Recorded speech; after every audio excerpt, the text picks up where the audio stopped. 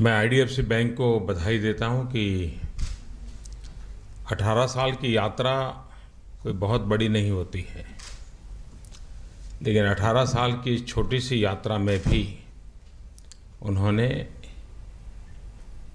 भारत के नक्शे पर अपनी एक जगह बनाई है।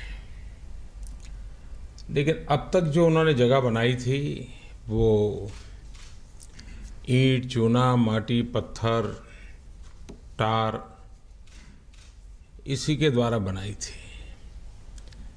कभी रोड बनाए, कभी बिल्डिंग बनाए, कभी पोर्ट बनाए, लेकिन अब वो जीवन निर्माण की दिशा में कदम रख रहे हैं। हम टेक्नोलॉजी के सहारे बैंकिंग करेंगे। जब हम पेपरलेस बैंक की व्यवस्था करेंगे, करेंसीलेस कारोबार चलाएंगे, तो काले धन की संभावनाएं धीरे धीरे धीरे जीरो की तरफ चली जाएगी। और इसलिए इस सारी व्यवस्था का उपयोग एक उस दायरे में होने वाला है जो देश के मूलभूत कुछ बातें हैं जिसको एड्रेस करने वाला है। आईडीएफसी उसकी बिगिनिंग कर रहा है और ग्लोबल इकोनॉमी में भी किसी राष्ट्र का स्थिर इकोनॉमी को हैंडल करना, ये भी अपने आप में विश्व में संतुलन बनाने के लिए बहुत बड़ी भूमिका अदा करता है। और वो भूमिका भारत ने इस पूरे वैश्विक संकट के समय अदा की है। इतने बड़े तूफान के बीच भारत अपने आप को बना पाया है, और बना पाया है तो फिर आगे बढ़ने की संभावना भी उसमें बहुत ज्यादा है। विश्व भारत के संबंध में ये अनुमान लगाता है कि भारत का पोटेंशियल इतना अपरंपार है, अभी तक आप टैप नहीं कर पाए। सारे विश्व को लग रहा है कि आज विश्व के आर्थिक जीवन में सबसे अगर पोटेंशियल कोई एरिया है जहां ग्रोथ स्टोरी है तो वो हिंदुस्तान में है। और हमने भी देखा है, वर्ल्ड बैंक हो, आईएमएफ हो, बाकी जितनी रेटिंग एजेंसी हो, सबने कहा है कि भारत आज दुनिया की बड़े देशों की सबसे तेज गति से आगे बढ़ने वाली इकोनॉमी है। अगर ये ताकत हमारे पास है तो हमारा काम है कि हम फाउंडेशन को भी मजबूत करें और वर्टिकल भी जाए। हम हॉरिजॉन्टल एंड वर्टिकल दोनों तरफ हमें आगे बढ़ना पड़ेगा। हमने एक सप्तसूत्री, हमारे देश में ऐसी चीजों की चर्चा बहुत कम होती है, लेकिन इसका बहुत बड़ा निर्णय है।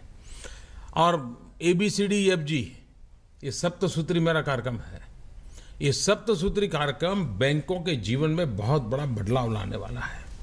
एक है हमारा ये अपॉइंटमेंट्स, बैंकों में उच्च पदों पर नियुक्तियों में सुधार लाने का हमने फैसला किया है।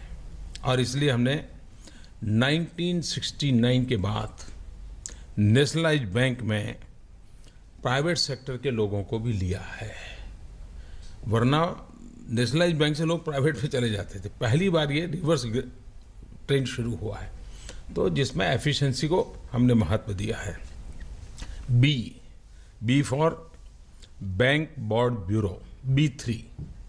ये B3 हमने पहली बार इस देश में लाए हैं कि बैंकों में जो भी नियुक्तियां होगी उसका सिलेक्शन टॉप रैंक के लिए ये बोर्ड करेगा।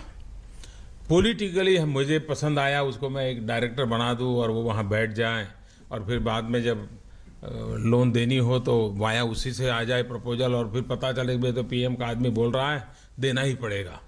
ये डूबने के पीछे कारण यही है। और इसलिए हमने कहा है कि कतई हम नहीं करेंगे, सारे प्रोफेशनल लोगों को हम इस काम में लगाएंगे। C, capitalisation. पिछले कुछ वर्षों में दिए गए ऋण में बैड लोन्स, उसके कारण संकट आया है। अब रोते बैठने का कोई अर्थ नहीं है, और इसलिए हमने करीब आने वाले कुछ वर्षों में 70,000 करोड़ रुपया बैंक के अंदर डाल करके ये बैड लोन के कारण जो संकट है उसमें से हम बाहर लाने का कार्यक्रम कर रहे हैं। D, distress of assets. कुछ क्षेत्रों में जहां यह समस्या गंभीर है, हमने इंपोर्ट ड्यूटीज बढ़ाने का डोमेस्टिक प्रोड्यूसर को सहारा दिया है। आपने देखा होगा हमने स्टील में अभी किया, ताकि जिसके कारण स्टील जो बैंक के साथ स्टील उद्योग पैसा लेता था उसको एक ताकत मिले। तो हमने डिस्ट्रेस के लिए कई कदम उठाने की दिशा में हमने काम लिया है। 6 है नए डेट रिकवरी ट्रिब्यूनल। जिसमें हम बैड लोन्स रिकवरी इन सारे कामों को मैंने कहा ऐसे, जैसे पावर सेक्टर हम बहुत तेज गति से निर्णय पर जा रहे हैं। पावर सेक्टर को एनपीए की जो समस्या से जुड़ा हुआ है उसको कैसे हैंडल कर रहा है। एम्पावर का मेरा सीधा मतलब था, जब मैं पुणे में गया था इस मीटिंग में, तब मैंने कहा था जीरो इंटरफियरेंस। आपको पॉलिटिकल लीडरशिप और एस्टैब्लिशमेंट से कभी फ़ोन नहीं आएगा कि इसके लोन के क्या करना है, लेना। और आज तक इतने महीने हो गए, एक भी जगह से खबर नहीं आई है कि ऐसा कोई प्रेशर है। प्योरली प्रोफेशनली चलाइए और बाहर लाइए। तो इस प्रकार से बैंक को एम्पावर करने की दिशा में हमने काम किया है। F, framework for accountability. बैंकों का परफॉर्मेंस मॉनिटर करने के लिए की परफॉर्मेंस इंडिकेटर्स हमने सेट किए हैं, ताकि हमें रेगुलरली पता चले कि भाई कहाँ जा रहे हैं, किस दिशा में जा रहे हैं। कितना जा रहे हैं वो नहीं, कितना तो संतोष कभी कभी दे देता है, लेकिन कहाँ और कैसे और कितने समय में है, उस दिशा में इंडिकेटर्स को हमने बल दिया है। और लास्ट है जी, गवर्नेंस। हमारे बैंकिंग सेक्टर में गवर्नेंस को बल देना है। हमें टेक्नोलॉजी पर जाना है, ट्रांसपेरेंसी को लाना है। साइबर क्राइम की सबसे ज़्यादा संभावनाएं बैंकिंग सेक्टर, फाइनेंशियल वर्ल्ड पे है, या तो डाटा चोरी करने की है। ये दो ही सबसे बड़े क्षेत्र हैं, और इसलिए हमको एश्योर करना होगा हमारे गवर्नेंस को। तो ऐसे सप्तसूत्री, ये हमारी योजना के द्वारा इन 7 पिलर पर पूरा बैंकिंग सेक्टर को ताकत कैसे मिले, सरकार ने इतने महत्वपूर्ण इनिशिएटिव लिए हैं। मुझे विश्वास है कि आने वाले दिनों में भारत जिस तेज गति से आगे बढ़ रहा है, बैंक कंधे से कंधा मिलाकर के उसके साथ चलेंगे। कुछ क्षेत्रों में बैंक 2 कदम आगे होगी, और मैं समझता हूं कि ये ताकत अल्टीमेटली भारत के जो निर्धारित लक्ष्य है और जिन माध्यमों से हैं, उन सबको मिलकर हम पूरा कर सकते हैं। आने वाले दिनों में IDFC को मेरी बहुत बहुत शुभकामनाएं हैं। वो इस क्षेत्र में बहुत प्रगति करे। बहुत बहुत धन्यवाद। Pakistan has stepped up security for Prime Minister Nawaz Sharif after learning that the Indian Intelligence Agency Research and Analysis Wing was trying to assassinate him.